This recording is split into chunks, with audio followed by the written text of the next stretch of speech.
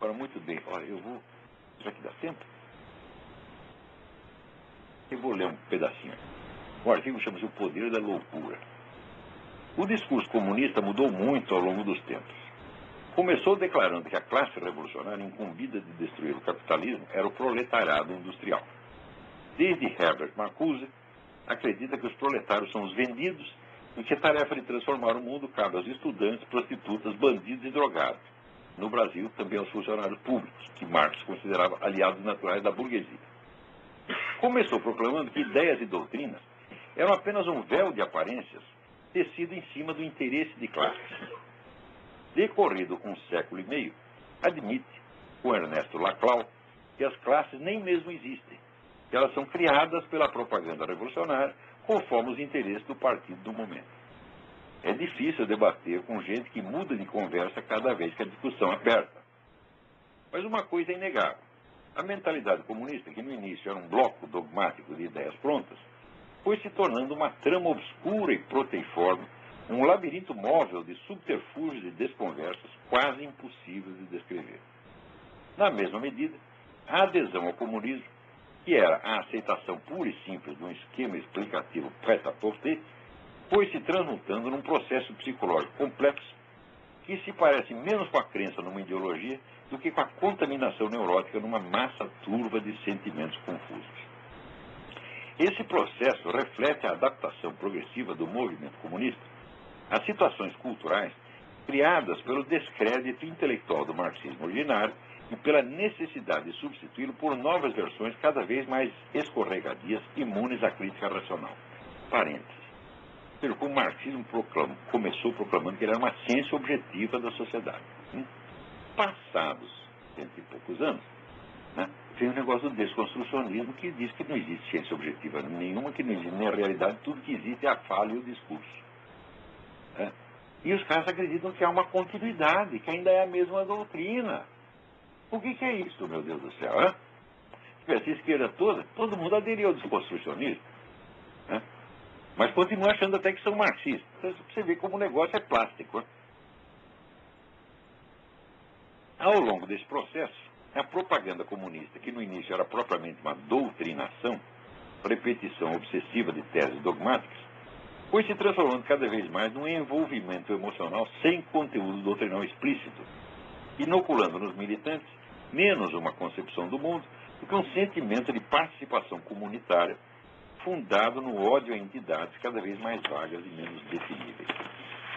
Em vez de perder credibilidade, porém, o discurso comunista ganhou força com isso, precisamente na medida em que já não é mais um discurso, no sentido estrito, e sim um aglomerado de símbolos de grande penetração emotiva, muitos deles não verbais, que apelam por igual às frustrações e ressentimentos mais disparatados, unificando, por incrível que pareça, o ódio de feministas e gaysistas à moralidade religiosa tradicional e a hostilidade fundamentalista islâmica ao imoralismo decadentista das sociedades ocidentais.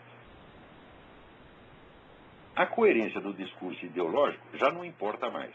Só o que conta é a sedução, infinitamente adaptável aos interesses mutuamente contraditórios dos grupos sociais mais diversos, todos mesclados numa atmosfera emocional difusa, onde todos os gatos são pardos e todos os pretextos são bem-vindos. Por isso mesmo, a mente dos comunistas individuais, especialmente daqueles que atuam publicamente como intelectuais, foi se tornando cada vez mais complexa e inapreensível, suas falas cada vez mais elusivas e escorregadias, ao ponto de que suas opiniões já não podem ser discutidas, apenas analisadas como sintomas de um estado de espírito nebuloso que elas não expressam diretamente, apenas insinuam por entre sombras, como na linguagem dos sonhos. A coesão de um discurso pode ser interna ou externa. No primeiro caso, as partes estão unidas umas às outras por um vínculo lógico. No segundo, pela referência a um conjunto de fatos ou coisas reconhecíveis. As duas formas de coesão podem vir articuladas quando a coerência interna do discurso busca refletir com fidelidade um conjunto de relações objetivas. Mas há ainda uma quarta possibilidade. O discurso nem é coerente consigo mesmo, nem reflete adequadamente uma realidade, nem articula essas duas exigências, mas continua exercendo, ao menos sobre certo público, um efeito persuasivo, como se realizasse perfeitamente e simultaneamente as duas modalidades de coerência. Isso acontece quando, sob a aparência de defender ideias ou expor fatos, ele não faz realmente nem isto nem aquilo, mas expressa apenas o sentimento de identidade do grupo social a que se destina. Como aí as ideias e fatos já não interessam por si mesmas, mas apenas como símbolos evocadores de certas reações emocionais, tudo o que o discurso precisa para que o aceitem como veraz e coerente, sem ser uma coisa nem outra, é usar os símbolos corretos, capaz de despertar automaticamente as respostas instintivas desejadas. Para isso, evidentemente, esses símbolos têm de ser de uso geral e corrente no público-alvo. Têm de ser lugares comuns, chavões, frases feitas, clichês.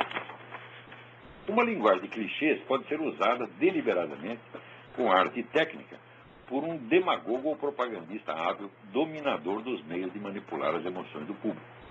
Mas também pode acontecer que, usada em excesso, ela se dissemine ao ponto de usurpar o lugar das outras formas de discurso, tornando-se o linguajar geral e espontâneo o modo de pensar de todo um grupo falante, de toda uma coletividade de intelectuais. Neste caso, a intenção de manipular torna-se praticamente inconsciente. O que era demagogia torna-se uma forma de inocência perversa, cujo praticante já não pode enganar os outros senão na medida em que se engana a si mesmo. A mentira deliberada desaparece do horizonte de consciência e se transmuta em fingimento histérico, constantemente reforçado pela autopersuasão compulsiva, em que a falsidade absoluta dos pretextos alegados contrasta pateticamente com a intensidade real dos sentimentos que despertam. O processo culmina num estado de completa alienação, em que vidas inteiras se constroem sobre a ignorância radical das condições objetivas que as fundamentam. Quanto mais vasto o grupo social envolvido nesse jogo de teatro, mais vigoroso o reforço que cada um dos atores recebe de seus pares. Na mesma proporção, vai-se ampliando a permissão para que a prática costumeira da incoerência e da falsidade, vai-se ampliando a permissão para a prática costumeira da incoerência e da falsidade, até que todo o resíduo de compromisso com a razão e os fatos seja abolido, trocado pela intensificação crescente do sentimento de identidade grupal, que a essa altura passa a valer como o único critério de veracidade concebível. Não é preciso dizer que esse sentimento, na medida em que se intensifica, fortalece a coesão e a capacidade de ação unificada do grupo envolvido, resultando, por vezes, em acréscimo do seu poder político. Assim se explica o paradoxo aparente de que, ao longo do século XX, os grupos mais intoxicados de ideias inverídicas e absurdas, os comunistas e os nazistas, saíssem frequentemente vencedores na disputa com adversários mais sensatos e realistas. Invertendo o otimismo inaugural da modernidade, que pela boca de Sir Francis Bacon proclamava conhecimento é poder, a evolução dos acontecimentos mostrou que, se esse slogan continua válido no campo da ciência, da técnica e da indústria, na política, a ignorância, a inconsciência e a loucura são armas nada desprezíveis.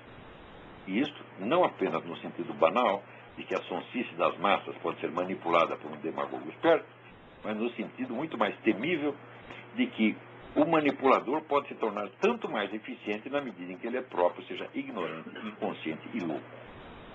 No Brasil, o fenômeno de alienação aqui descrito se apossou de praticamente toda a intelectualidade esquerdista ao longo do processo mesmo da conquista da hegemonia e do poder pelos partidos de esquerda. O sucesso político reforçando a loucura ao mesmo tempo que se beneficiava dela.